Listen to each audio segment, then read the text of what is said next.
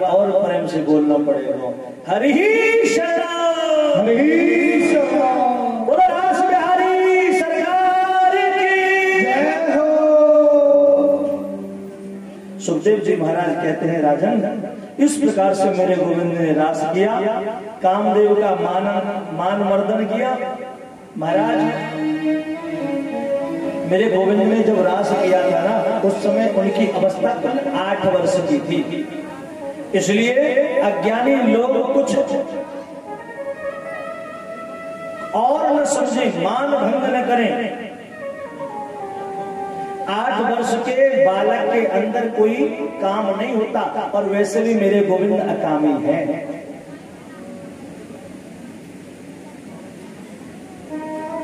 Balm बाहो कृतवाम कपालो वल्गित भ्रोरगरार्पित वेणु कोमलांग विराशत मागम गोप्य ईरयति यत्र मुकुंदः। इस प्रकार से मेरे गोविंद ने नाना प्रकार की लीलाएं की। अरिष्टासुर का वध किया। जब कंस की एक न चली, अब विचार किया क्या करें, तो नारद जी आए। नारद जी ने समझाया, अरे भैया सुन, वास्तव में कृष्ण और बलराम ही तेरे शत्रु हैं। ये वसुदेव देवकी के पुत्र हैं। और सुन, अगर तू इन्हें मारना चाहे तो एक ही प्रकार है कि अपने यहाँ कछु मेला को आयोजन कर और आयोजन में इनको बुला। और सुन, अक्रूर जी तू भेज बुलावे के लिए, अक्रूर जी ही हैं जो बुलाए के लाए सके। कंस ने जब ये सुना, महाराज वसुदेव देवकी को पुनः कारागार में डाल दिया।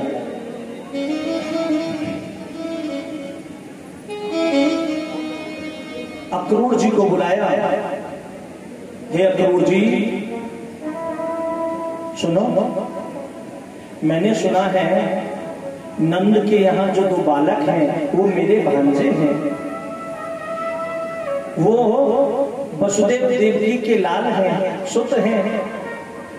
अरे भैया, मैंने वसुदेव देवकी को बड़ो अपराध किया, वाकई मैंने कितने बालक मार दीजिए, आखिर वो है तो मेरे भांजे ही। मैंने जो अपराध किया है वह को दंड भोगवे को मेरा समय आ गया है।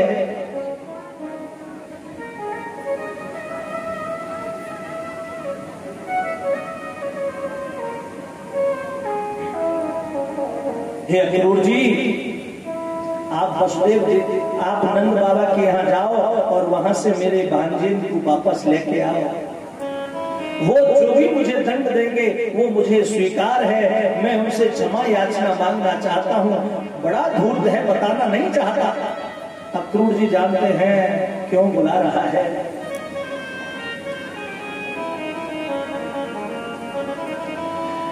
ममाद्या मंगलम नष्टम फलवाश्चैव मे भवः यं नमस्ये भगवतो यो विद्धेयाङ्घ्रि पंकजम्।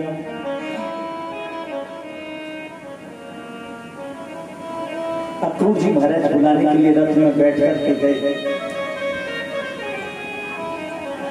मेरे गोविंद गायों को चराने के लिए जाते हैं।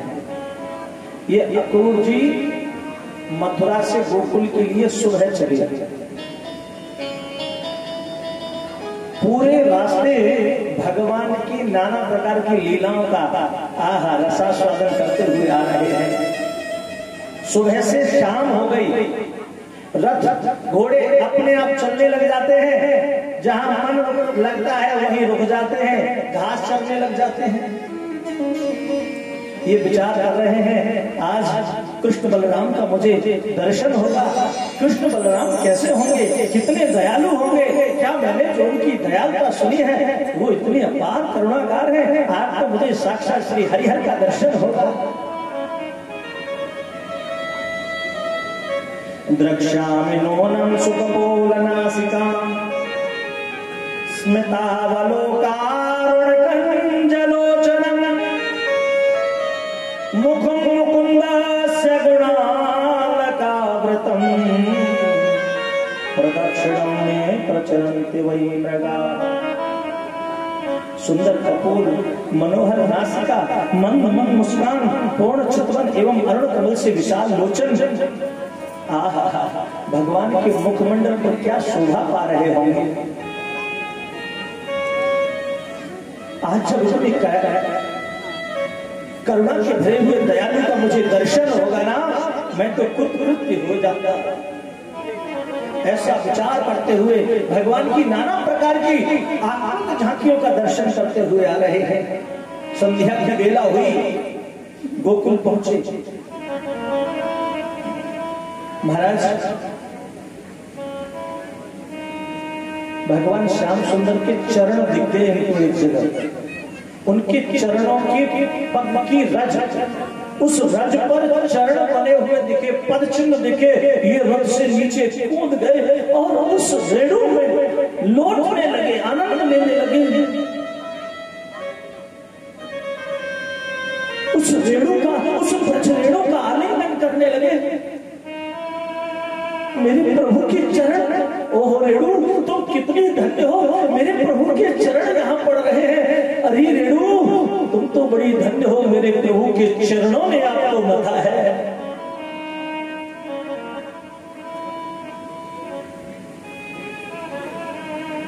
सुखोपविष्टः पर्यंके राम कृष्णोरुणानिर्तः लेभे मनोरथान् सर्वान् पथयान् सचकारः।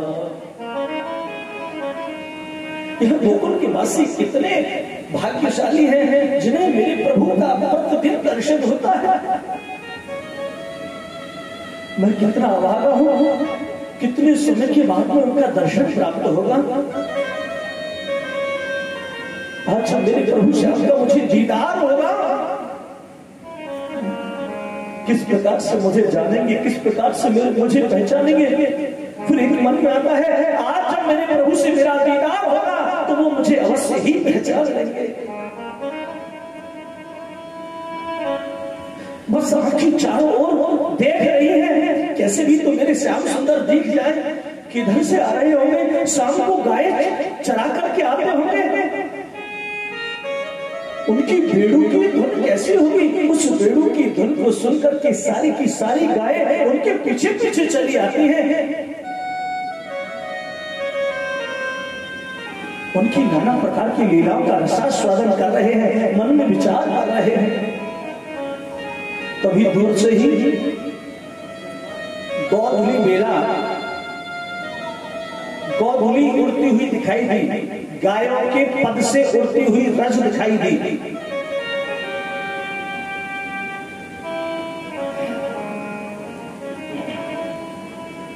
महाराज, जैसे जैसे वो धूली उनकी ओर आ रही है, वैसे ही इनकी तड़फन बढ़ती हुई जा रही है। मेरे श्याम मुझसे मिलने के लिए इतनी देरी क्यों कर रहे हैं। इनकी तरफ बढ़ती हुई जा रही है।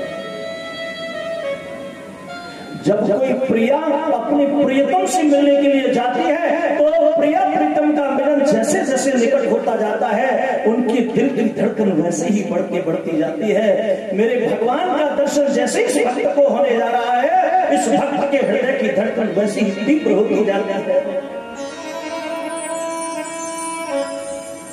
क्योंकि ये एक प्रिया प्रिय मिलन का समारोह है, समागम है, उस सत्य का समागम है।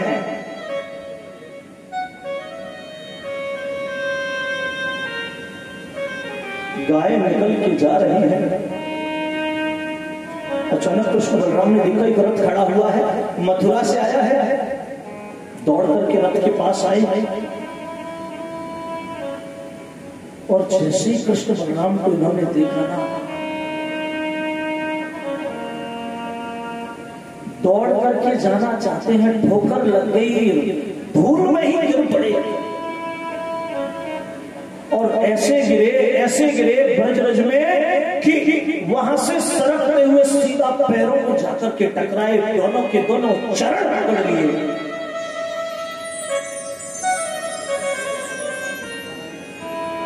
लौटने लगे, हे प्रभु कैसे आप, चरणों का आलिंगन करने लगे, नेत्रों से चरणों को प्रवहित कर दिया, अश्रुभोर कर दिया।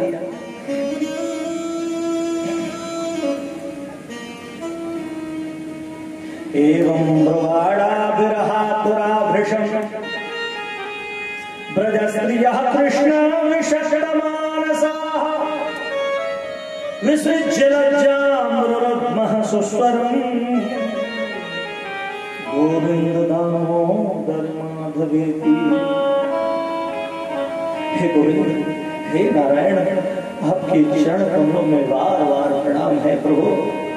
ये ब्रजवासी कितने धन्य हैं जो सदा सर्वदा ही एक बिना पलक झपकाए ही आपका दर्शन करते रहते हैं। ये ग्वाले कितने धन्य हैं जो सदा सर्वदा ही आपके साथ में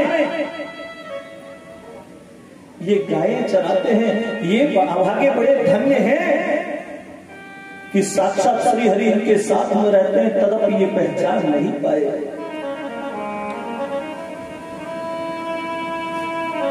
कृष्ण बलराम ने देखा, उठाया, इन्होंने कहा मैं अक्रूर मथुरा से आया हूं। जैसे कहा ना महाराज, कृष्ण बलराम ने उनको वंदन किया, आप हमारे काका हैं,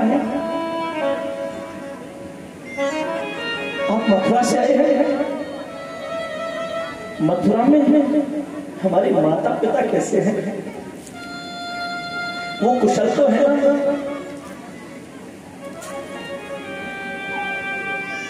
आज दोनों भाई अक्रूर जी के अंक से लग गए। अक्रूर जी कहते हैं, हे कृष्ण बलराम, तुम्हारे माता पिता को कंस ने जेलों में डाल रखा है, कारागृह में पड़े हुए हैं, काल कोठरी में पड़े हुए हैं। हे कृष्ण बलराम, अब उनको जेलों से मुक्त कराने का समय आ गया है, आपको चलना चाहिए, उनको मुक्त कराना चाहिए।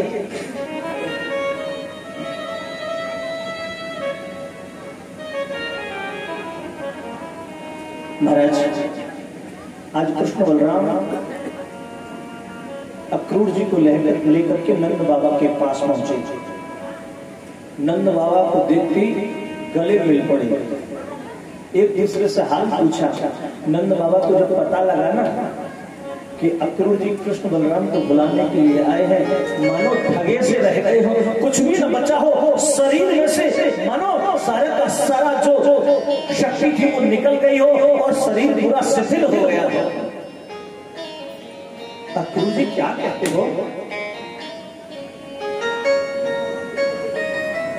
यशोदा मैया को पता लगा ना, मानो पूरा शरीर निर्जीव होकर के धराशायी हो गया हो, गिर पड़ा हो पृथ्वी पर। यशोदा मैया सुनते ही पछाड़ खाकर के गिर पड़ी। नहीं नहीं, मैं अपने कृष्ण बलराम को नहीं दे सकती, वो दोनों तो मेरी दोनों नैनों के तारे हैं, दोनों नेत्र हैं। एक शरीर से नेत्रों को अलग कर दिया जाए तो ये शरीर तो अंधा हो जाएगा ना, इसलिए मैं अपने नेत्रों को अपने से दूर नहीं कर सकती।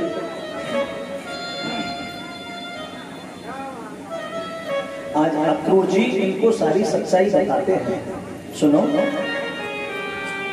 ये दोनों वसुदेव देवकी के पुत्र हैं, इसलिए सुनना तो पड़ेगा। इनको अपनी माता पिता को कैद से छुड़ाना पड़ेगा, जेलों से छुड़ाना पड़ेगा, आताताई कंस का अत्याचार बंद करना पड़ेगा, उस आताताई कंस का अंत करना पड़ेगा। हे वसुदेव,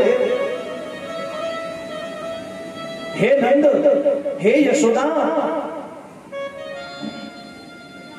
ये साक्षात श्री हरि नारायण ही हैं, ये तो यहाँ लीला करने के लिए आए हैं, इनका भला कोई क्या बिगाड़ पाएगा? महाराज, बातें करते करते रात्रि हो गई। आज रात्रि में किसी को नींद नहीं आई। यही रात अंतिम, यही रात भारी, क्योंकि जब प्राण इस शरीर से निकल रहा हो तो फिर क्या बचता है। आज जैसे ही इन ब्रजांगनाओं को, इन ग्वालिनों को, इन ग्वालों को पता लगा कि श्याम सुंदर कल भोर होते ही हमें छोड़ करके चले जाएंगे, सारे के सारे तड़पने लगे। सब नंद बाबा के द्वार पर आकर के जम गए। पूरी रात्रि कोई गया ही नहीं, क्योंकि सभी के लिए उनके परमात्मा से बिछो की ये अंतिम रात्रि है और यही रात तो विकट भारी है।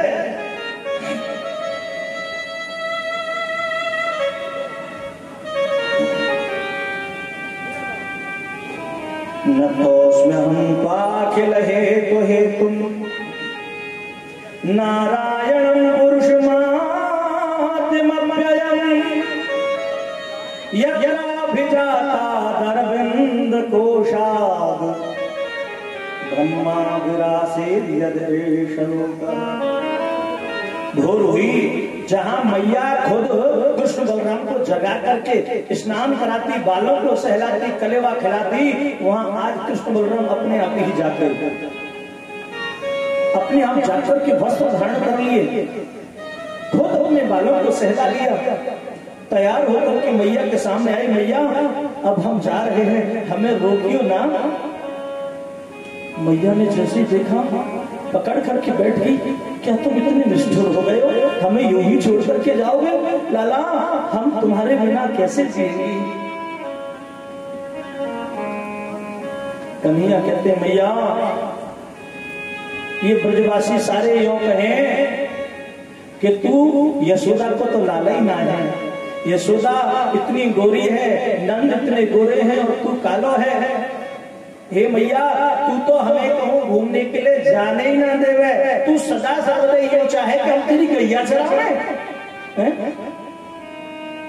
महाराज वार्ता प्रहार करने लगे। मैया हम गैया नहीं चराएंगे, तू तो सदा सर्वदा यूं ही चाहे ना कि ये यहाँ रहे, गाय चरावे, बछड़ा चरावे हैं। मैया बोली अरे लाला ऐसा क्यों सोच रहे हो? गाय चराने के लिए तो आपने ही खुद जिद की, बछड़ा चराने के लिए तो आपने ही खुद जिद की। अरे लाला तुम तो मेरी आत्मा हो और इस शरीर से आत्मा जैसे ही निकल जाएगी ये शरीर तो निर्जीव होकर के पृथ्वी पर गिर पड़ेगा, इसका कुछ भी तो नहीं रहेगा। तुम क्यों नहीं समझते हो? मैया से कहते मैया हम तो सिर्फ मेला देखने के लिए जा रहे हैं, 3 दिन में वापस आ जाएंगे, परसों वापस आ जाएंगे। यासु मैया हमें जाने देना। महाराज आकर के रथ में बैठ गए, अक्रूर जी से कहा हे काका श्री चलो हमें मेला देखना है। सारी ब्रजांगनाएं रुदन कर रही हैं, सारे ब्रजवासी रुदन कर रहे हैं। कन्हैया इतनी निष्ठुर न बनो, तुम हमें छोड़ करके जाते हो, किसके भरोसे छोड़ करके जाते हो? गोपियां कहती हैं कि जो मैं ऐसा जानती प्रीत किए दुख हो, नगर डिंडोरा पीटती प्रीत न करियो। और महाराज रथ को आगे लेकर के अक्रूर जी महाराज के साथ में जाने लगे। मैया कहने लगी लाला छोड़ वृंदा विपिन कुंज यमुना पुलिन श्याम मधुबन चले, श्याम मधुरा चले। छोड़ वृंदा विपिन कुंज यमुना पुलिन श्याम मधुबन चले।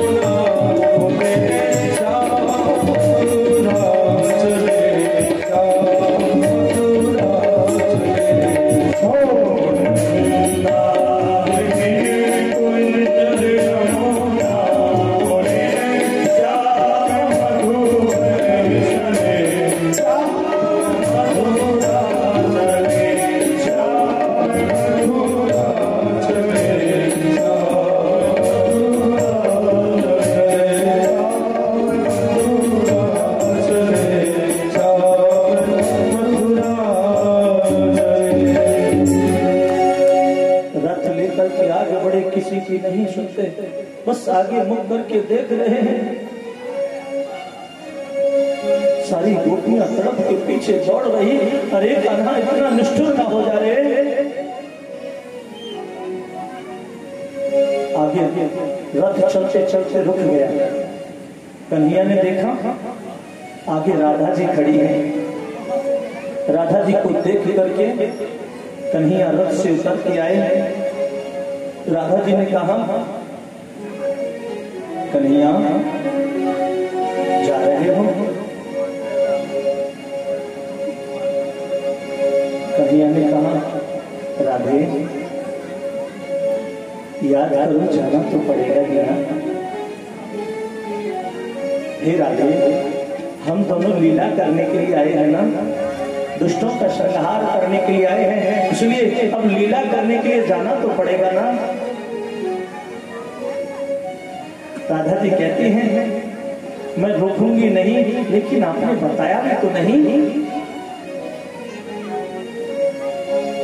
राधा जी कहती हैं, हे कृष्ण, जब तक तुम वापस नहीं आओगे मैं आपकी यहीं बैठ करके राह देखती रहूंगी कि तुम्हारी याद आती है।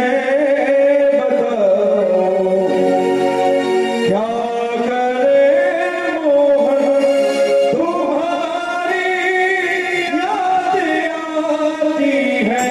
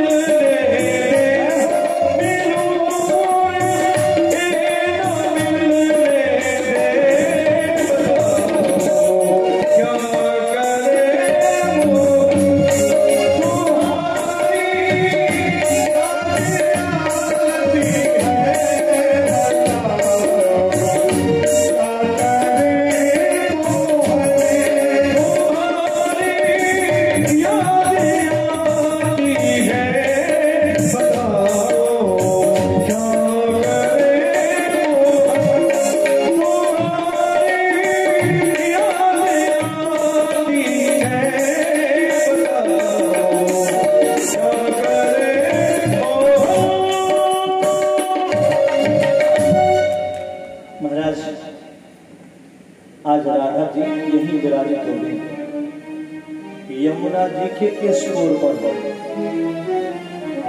और तब से लेकर के आज तक राधा जी वहीं विराजित हैं। यहाँ पर श्री राधा रानी के चरणों में बैठ करके भगवान श्याम सुंदर ने प्रार्थना भी की, चरणों को छुआ। आप कभी भी जब वृंदावन जाए ना, तो जब तक राधा रानी के दर्शन नहीं करेंगे आपका वृंदावन यात्रा सफल नहीं होगी। वृंदावन से यमुना जी के पुल पर होते हुए, पानी गांव होते हुए, पानी गांव के इस ओर पर भगवती राधा रानी का स्थान आज भी है और वहीं विराजित है। यही श्री राधा रानी ने भगवान कृष्ण की बांसुरी ले ली। यहां से भगवान श्री श्याम सुंदर की बांसुरी भगवान के पास नहीं रही। उन्होंने कहा जाते जाते मुझे कुछ देकर के तो जाओ।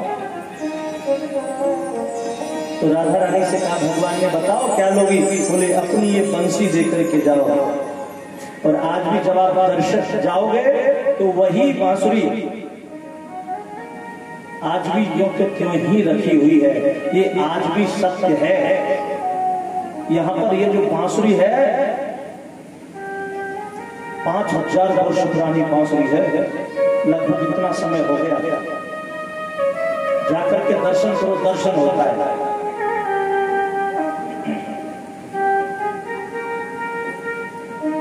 आज अक्रूर जी महाराज लेकर के मथुरा पहुंचे, संध्या स्नान किया। अक्रूर जी महाराज को थोड़ा सा संदेह था। आज मेरे गोविंद ने यमुना जी में खुद को दिखा करके जैसे ही गोता लगाया ना अक्रूर जी महाराज ने, तो मेरे गोविंद खुद नर नारायण के स्वरूप में उपस्थित हुए। अक्रूर जी महाराज बाहर देखते हैं तो साक्षात कृष्ण बलराम रथ में बैठे हैं, और जैसे गोता लगाते हैं तो देखते हैं भगवान श्री कृष्ण वैकुंठ धाम में बैठे हैं और बलराम जी शेष हैं और नाना जो देव हैं वो इनकी स्तुति कर रहे हैं। अक्रूर जी महाराज को विश्वास हुआ महाराज, और नंद बाबा के साथ सारे के सारे ब्रजवाल वाले छकड़ों में बैठ बैठ करके आए कि अगर काऊ ने हमारे लाला के नेको हाथ लगाने की कोशिश करी तो सारे के सारी जो कान्हा की पलटने ना बाकी गोविंदा नवे कर देगी। महाराज भोर हुआ, अक्रूर जी को निवेदन करके आज कृष्ण बलराम मेला देखने के लिए गए। अक्रूर जी ने समझाया भैया ये आपका ब्रज नहीं है, ये मथुरा है, तो यहाँ थोड़ा संभल के रहियो। भगवान ने कही काका श्री आप चिंता मत करो, मैं भैया बलदाऊ को हाथ पकड़ के रहूंगा, मेरे संग दाऊ भैया हैं।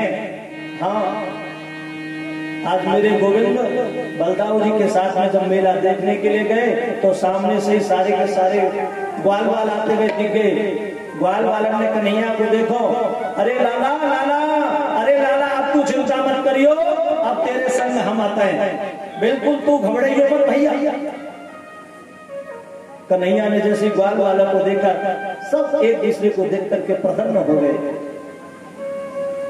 ये ग्वाल वाले बोले भैया हमें वो मेला देखने जाना है, लेकिन सुन देख सारे तू तो बढ़िया बढ़िया राजसी पोशाक पहने हुए है और हमारे पोशाक सबरे गंदे मैले कुचैले और फटे पुराने धुराने से, जो के सारे तेरी है जाएगी बेइज्जती। अगर तू अपनी बेइज्जती न चाहे तो हमें वो बढ़िया से पोशाक डलवा।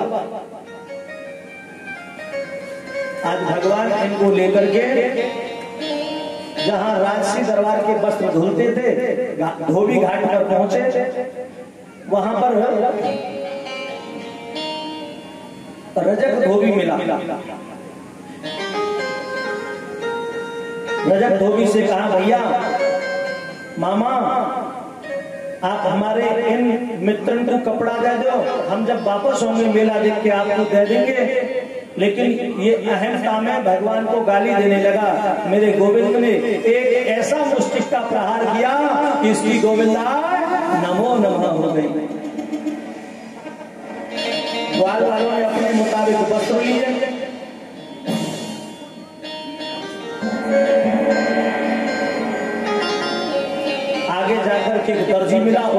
वस्त्र ये ठीक करवाए, क्योंकि इतने बड़े वस्त्र थे कि बिना झाड़ू लगाए झाड़ू लग रही थी।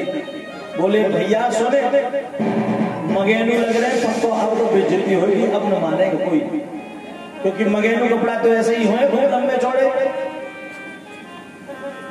तुम्हारा दर्जी पे जाके ठीक करवाया, श्रीदामा नाम तो दर्जी हो।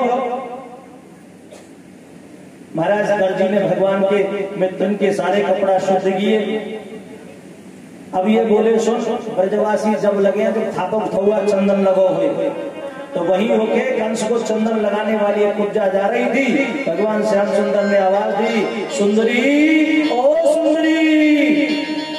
महाराज कुब्जा को बहुत बुरा लगा, इसने विचार किया कोई मुझे चिढ़ा रहा है, लेकिन जैसे इसने भगवान श्याम सुंदर को घूम करके देखा, देखती ही रह गई। पास आई, सुनो क्या तुमने मुझे पुकारा? कन्हैया बोले हाँ सुंदरी, मैंने आपको पुकारा। कुछ बोल नहीं पाई, बस इतना आहिस्ता से बोला, क्या आप भी मुझे सुंदरी मानते हैं? बोले देवी आप तो सुंदरी ही हो। ये कह नहीं पाई कि आप मेरा मजाक क्यों उड़ाते हो, बस कह पाई कि आप मुझे सुंदरी मानते हैं। हाँ हाँ देवी आप तो सुंदरी ही हो, क्या हमें चंदन दोगी, क्या चंदन लगाओगी? आज इस कुब्जा ने भगवान को चंदन लगाया, सारे ग्वाल वालों को चंदन दिया। आज मेरे गोविंद ने महाराज इसकी थोड़ी में अपनी उंगलियों के कोलुए डाले, अपने पांव का अंगूठा इसके पांव पर रखा और हल्का सा झटका दिया, ये सुंदरी हो गई और नाचने लगी। बोलो गोविंद भगवान की जय हो। आज मेरे गोविंद कुब्जा पर कृपा करके आगे बढ़े, मेला में पहुंचे, वहीं एक धनुष रखा था। मेरे गोविंद ने देखा, लाओ थोड़ा सा धनुष को देख लेते हैं। आरक्षक रक्षा कर रहे थे, भगवान ने कहा भैया धनुष देख लें। बोले देख लो, उठा के देख लें। तो हंसने लगे। एक ने मजाक से कह दिया देख ले भैया उठा के। आज मेरे गोविंद ने जैसी धनुष उठा करके प्रतंचा चढ़ाई, धनुष 2 खंडों में टूट गया, और जैसे ही धनुष टूटा भयंकर अट्टहास हुआ, कंस के कानों में आवाज पहुंची, भयभीत हो गया और सोचने लगा जो धनुष किसी से उठता नहीं था, आज उस धनुष का जिसने खंडन किया है अवश्य ही मेरा काल आ गया। अब तो इसको चहु और से ही कृष्ण दिखाई देने लगे। अथर्जन राजपथे न माधव स्त्रियं गृहीतांग विलेप भाजनम विलोक्य कुब्जां युवतिं वरानना प्रक्षयांतिम प्रहसन रसप्रदः। जैसे ही धनुष को तोड़ा, महाराज चहु ओर से इस कंस के आरक्षक दौड़ते हुए आए भगवान और भगवान को मारने के लिए। एक भाग भगवान ने खुद ले लिया, एक भाग बलराम जी को दे दिया और इन आरक्षकों को मारने लगे।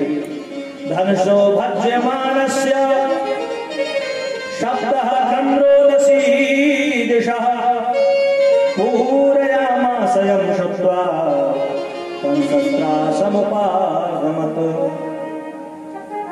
महाराज आगे जहां मल्लशाला थी, युद्ध होना था, जहां सभागार का भगवान बढ़ने लगे, द्वार पर ही कुबलिया पेड़ हाथी मिला। महावत से कहा भैया इस हाथी को हटा लो, लेकिन इसने कहा सुनो तुम ही हट जाओ, ये नहीं हटेगा। और भगवान को मारने के लिए इसने तेज और बढ़ा दिया, मदिरा पिला करके हाथी को। मेरे गोविंद ने अपनी मुष्टिक का प्रहार के इसको पीछे किया और फिर आकर के इसकी पूंछ को पकड़ा, दोनों पैरों को पकड़ करके ऐसा घुमाया कि जमीन पर गिरते इसकी गोविंदा नमो नमः हो गई। भगवान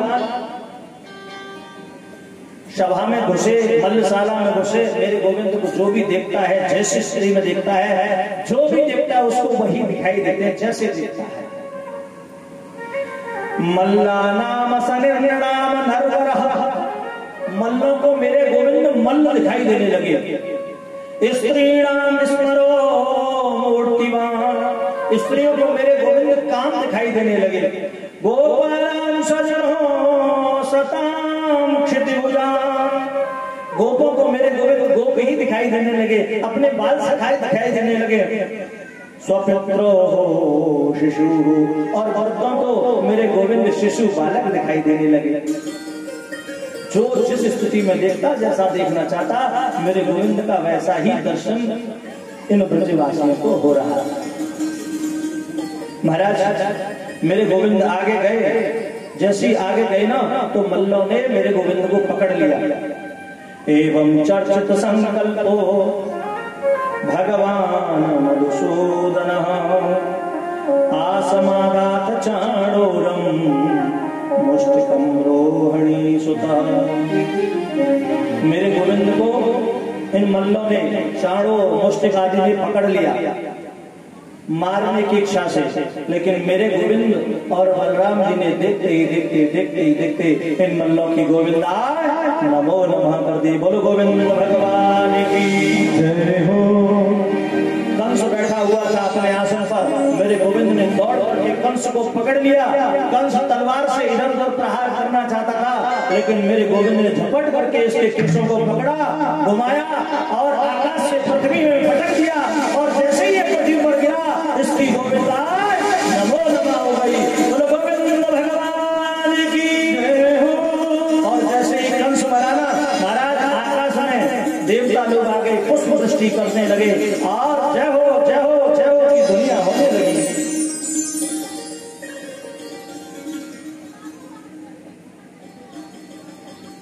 महाराज आरक्षकों के साथ में मेरे गोविंद जेलों में गए। सबसे पहले जाकर के उग्रसेन जी महाराज को जेलों से निकाला, उनसे आज्ञा ली, हे नाना श्री, आप यहाँ के राजा हैं और राजा का कर्तव्य है कि वो प्रजा को खुश कर सके। हम आपसे निवेदन करते हैं कि हमारे माता पिता दोनों कैदी हैं, उनको निकालने का आदेश दो ना। उग्रसेन जी महाराज कहते हैं, राजा वो नहीं होता जो कैदी हो और कैदी से उसका अधिकार ही समाप्त हो जाता है। हे कृष्ण बलराम, अब तो राजा आप हो, आप ही आज्ञा देकर के निकालो। भगवान बोलते हैं, नहीं, हम तो यहाँ कर्म करने के लिए आए हैं, राजा तो आप ही रहेंगे। क्या आप नहीं चाहते कि हमारे माता पिता इन कैदों से बाहर निकले? उग्रसेन जी महाराज ने आदेश दिया। महाराज वसुदेव और देवकी को बेड़ियों से निकाल करके बाहर लाया गया। और जैसे आज वसुदेव देवकी ने कृष्ण बलराम को देखा ना, कृष्ण बलराम ने जैसे वसुदेव देवकी को देखा, आज 11 वर्ष के बाद में, पूरा बालपन निकलने के बाद में, आज देवकी ने कृष्ण को देखा ना, नेत्रों से अश्रुपात हो आया, दौड़ करके आई, कृष्ण बलराम को अंक में भर लिया। देवकी कहने लगी, मैं कितनी अभागी हूँ, मैं अपने बालकों को अपनी ममता का आंचल भी न दे सकी।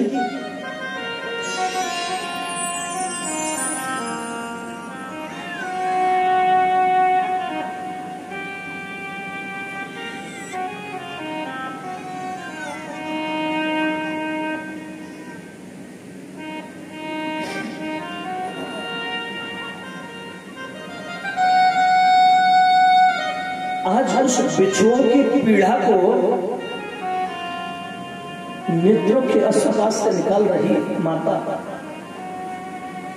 एक छोटे से बालक का बिछुआ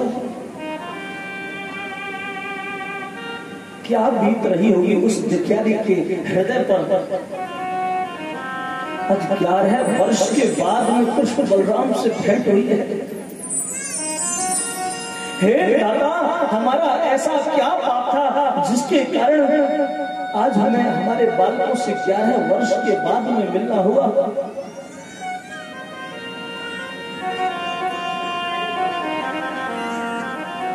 मैं तो अपने बालकों की बाल लीलाओं को भी न देख सकी। आज मेरे गोविंद ने माया की और कुछ समय के लिए वसुदेव देवकी मानो भगवान श्री कृष्ण को बालवत ही व्यवहार कर रहे हो, बालवत ही लीलाएं कर रहे हैं। सुखदेव जी कहते हैं, राजन, उग्रसेन जी महाराज का अभिषेक किया। वसुदेव देवकी को सुंदर वस्त्र पहनाए। कुछ समय के बाद में वसुदेव जी ने विचार किया, बालक इतने बड़े हो गए हैं, अभी तक इनका विद्याध्ययन संस्कार नहीं हुआ। महाराज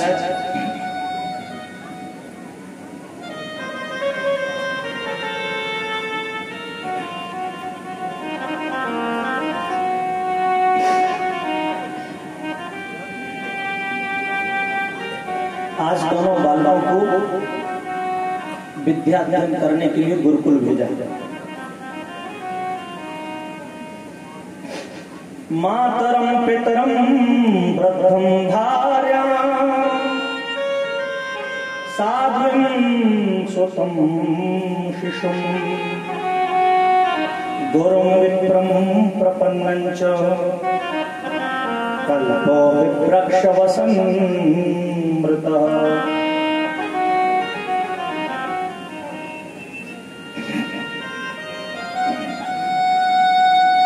काश्यप गोत्रीय पूज्य गुरुदेव संदीपनी के यहाँ 64 दिनों तक इन्होंने विद्याध्ययन किया और 64 दिनों में ही 64 विद्याओं को प्राप्त कर लिया। विद्या संपन्न करने के बाद में गुरुदेव से विदाई लेने के लिए गए तो गुरुदेव से कहने लगे, हे गुरुदेव, समंत्र पत्न्या समाहणवे। हे गुरुदेव, जब कोई भी ज्ञान लिया जाता है तो उसके बाद में दक्षिणा दी जाती है। दक्षिणा के बिना किसी भी ज्ञान की पूर्ति नहीं होती, वो ज्ञान काम नहीं आता। इसलिए गुरुदेव, हम आपको क्या दक्षिणा दे सकते हैं? तो गुरुदेव ने कहा, हे कृष्ण बलराम, मैं तो बड़ा ही अभोभागी हूँ कि मुझ जैसे तुक्ष के पास में आपने आकर के अपना गुरु स्वीकार किया। मेरे लिए तो यही दक्षिणा है कि स्वयं ईश्वर मनुष्य रूप धारण करके मुझ जैसे तुक्ष से शिक्षा देने के लिए आए हैं, और इससे बड़ी क्या दक्षिणा होगी? मुझे कुछ दक्षिणा नहीं चाहिए प्रभु, बस मैं तो आपका दर्शन करता रहूं, यही चाहता हूं। कृष्ण बलराम बोले, गुरुदेव, अगर दक्षिणा नहीं लोगे तो मर्यादा भंग हो जाएगी, गुरु शिष्य परंपरा खत्म हो जाएगी। इसलिए गुरु शिष्य परंपरा बिना दक्षिणा के पूर्ण नहीं होती है। शिक्षा की, दीक्षा की दक्षिणा तो अवश्य ही बनती है। तो गुरुदेव ने कहा, सुनो, अगर तुम दक्षिणा ही देना चाहते हो तो अपनी माता से पूछ लो। गुरु माता के पास गए, गुरु माता ने भी मना किया। जब जिद करने लगे तो गुरु माता ने कहा, सुनो, मैंने सुना है कि आप भगवान हो, और सुनो, तुमने अगर शिक्षा ग्रहण की और तुम दक्षिणा देना ही चाहते हो तो क्या हमारे पुत्र को वापस ला करके दे सकते हो? प्रभास क्षेत्र में गया हुआ पुत्र अभी तक वापस नहीं आया। आज भगवान श्री कृष्ण ने वचन दिया, हे मां, हम आपके अवश्य ही दक्षिणा में पुत्र को ला करके देंगे। समंत्र पत्न्या समाहणवे मृतम् बालम प्रभासे वरयाम बभूवः। महाराज, आज गुरुपुत्र को लाने के लिए भगवान समुद्र के पास गए, समुद्र का आह्वान किया, सुनो, हमारे गुरु का पुत्र आपके अंतः में प्रविष्ट होकर के डूब करके मर गया था, उसको वापस लाके दो। समुद्र ने अर्घ पाद्यादि देकर के बंधन किया भगवान पर, कहा, प्रभु, आपके गुरु का पुत्र हमारे पास नहीं है, मेरे अंदर एक असुर रहता है।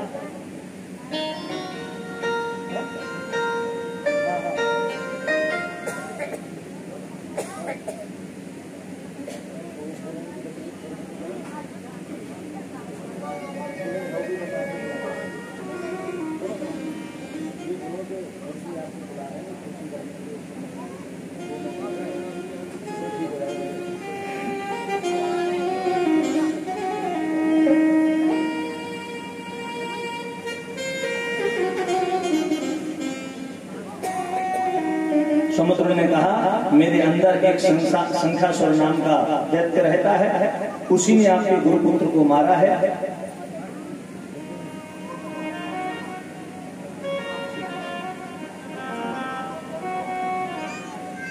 महाराज भगवान ने समुद्र में प्रवेश किया, शंखासुर मिला, उसको मार दिया।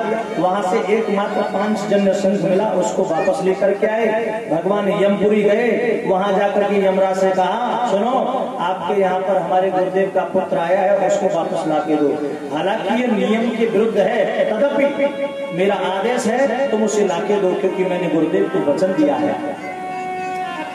यमराज ने भगवान को गुरुपुत्र ला करके दिया और बहुत सी मणि माणिक के प्रभावशाली ला करके दी। आज मेरे गोविंद इन सब को लेकर के गुरुदेव के पास आए और गुरुदेव के चरणों में समर्पित कर दिया। गुरुपुत्र में हानितम निज कर्म निबंधनम आनया स्वमहाराज मक्षासन पुरोष्टता। इस प्रकार से गुरुदेव की दक्षिणा देकर के भगवान मथुरा में वापस आए। एक दिन की बात, भय से बड़े बेहोलत थे। उद्धव जी को बुलाया, उद्धव जी से कहा हे देव, मुझे ब्रजवासियों की, गोपालों की, गोपिकाओं की, माता यशोदा की, बाबा नंद की याद आती है। उद्धव जी को अपने ज्ञान का अहंकार था। कई पत्रिकाएं लिख करके उद्धव जी को गोकुल वृंदावन भेजा, जाओ जाकर के ब्रजवासियों को शांत करना, क्योंकि वो मेरी याद करते हैं, इसलिए मुझे उनकी याद आती है, तो मेरी याद को छुड़ा के आना। महाराज उद्धव जी अपने ज्ञान के मद में कि हे भगवान, मैं अभी जाता हूँ और साकार से उन्हें निराकार की ओर लगा करके आता हूँ। ब्रज आए, आकर के उन्होंने गोपियों से मिले, ब्रजवांगनाओं से, बालाओं से मिले, मैया यशोदा से मिले।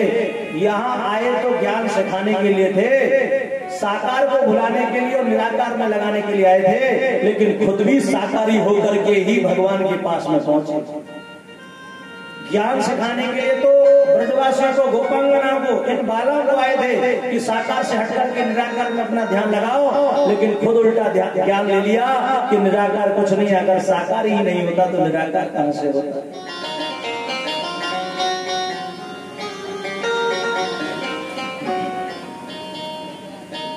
क्षणो युवतंच घटी महामते प्रयाति मन्वन्तरतां व्रजोकसा यामश्च कल्पञ्च दिनं विना हरिं वियोग दुःखैर्दुपराधतां गतिम्। सुखदेव जी कहते हैं, हे राजन, कंस की दो पत्नियां हैं, अस्ति और प्राप्ति। कंस को मरने के बाद में ये अपने पिता जरासंध के यहाँ पहुंची। इन्होंने सारा वृत्तांत जाकर के बताया। जरासंध को बड़ा क्रोध उत्पन्न हुआ और बदला लेने के लिए 23 अक्षौणी सेना लेकर के मथुरा पर आक्रमण कर दिया। मेरे गोविंद ने देखते ही देखते इसकी सारी की सारी सेना को धराशायी कर दिया और इसे छोड़ दिया, क्योंकि इसके जरिए से और भी दैत्यों का हनन होना था। मेरे गोविंद के ऊपर 17 बार आक्रमण किया इसने और 17 बार भी विफल रहा। फिर 18वीं बार महाराज काल यमन को लेकर के आया, ब्राह्मणों को बिठा के आया, तुम मेरे लिए अनुष्ठान करो। सुनो, अब की बार अगर मैं पराजित हुआ तो तुम्हारे सर धड़ से अलग कर दूंगा। अब ये ब्राह्मण लोग क्या जप करें, भगवान के नाम को जपने लगे। बोले प्रभु, वंदन करने लगे, प्रभु आप ब्राह्मण वत्सल हो, आप ब्राह्मण ब्राह्मण मंतव्य हो, हमारी रक्षा आपके हाथ में है। भगवान ने कहा कोई बात नहीं, चिंता मत करो महाराज। माया को बुलाया और कहा सुनो,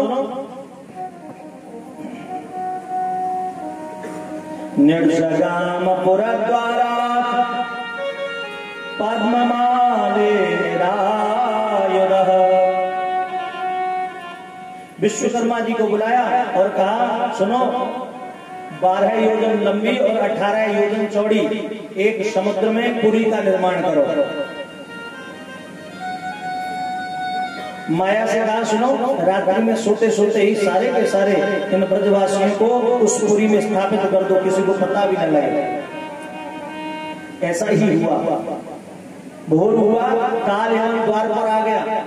मेरे गोविंद नंगे पांव पैदल चल करके बिना अस्त्र के उसके सामने पहुंच गए।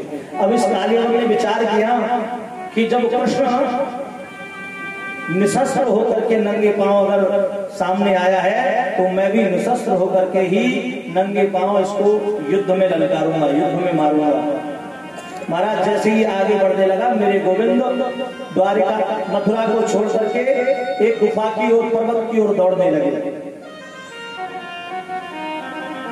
और इसको हाथ से प्रहस्त करते हुए दौड़ रहे थे, इसको चिड़ा चिड़ा करके दौड़ रहे थे।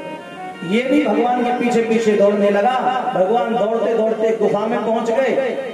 इस काली यमन ने जाकर के देखा कि गुफा में एक व्यक्ति सोया हुआ है और उस व्यक्ति के ऊपर कृष्ण का ही पटका पड़ा है। तो इसने सोचा कि ये कृष्ण वहां से मुझे दौड़ा करके लाया है और यहाँ आकर के चैन से सो गया है। तो महाराज इसने अपने पैर का प्रहार किया बहुत तेज।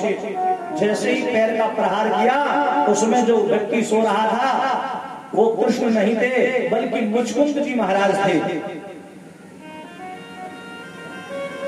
देवताओं के साथ संग्राम किया, देवताओं को विजयश्री दिलाई, देवताओं से इन्होंने सोने के लिए स्थान मांगा था तो देवताओं ने उनको यही स्थान दे दिया और कहा कि अगर कोई दुष्ट आपको जगाने का प्रयत्न करेगा तो आपकी दृष्टि से जल करके भस्म हो जाएगा।